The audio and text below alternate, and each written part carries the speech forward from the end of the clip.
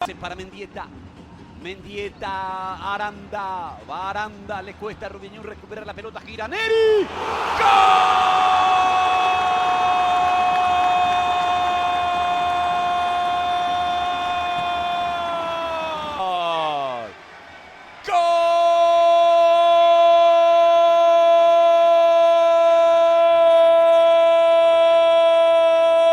¡Gol de Olimpia!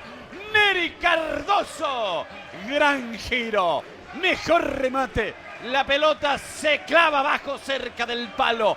Olimpia había arrancado con determinación, salió a buscar con insistencia el gol. ¡Qué gran culminación de Neri Cardoso! Señores, Olimpia no quiere compañía en la punta. Olimpia 1, Rubiñón 0. Es un gran delantero Neri Cardoso y acaba de marcar un gran gol y lo gritó.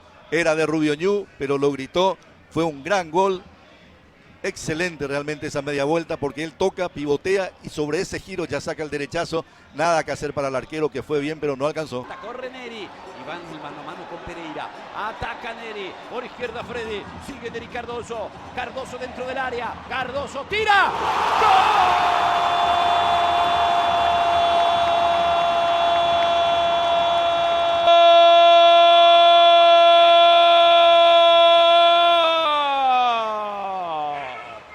¡Qué golazo! ¡Gol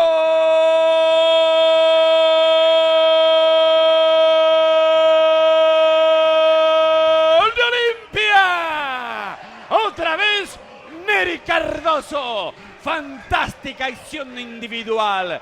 Encaró, escapó y fusiló al arquero.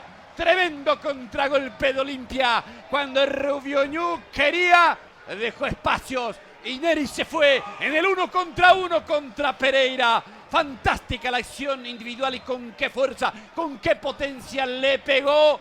Olimpia amplía la diferencia. Olimpia líder. Olimpia solo en la punta del campeonato. Olimpia 2, Rubiñón 0. Lo ganó Olimpia. Está solo en la cima. Neri Cardoso convirtió los 2 goles. Olimpia 2, Rubiñón 1.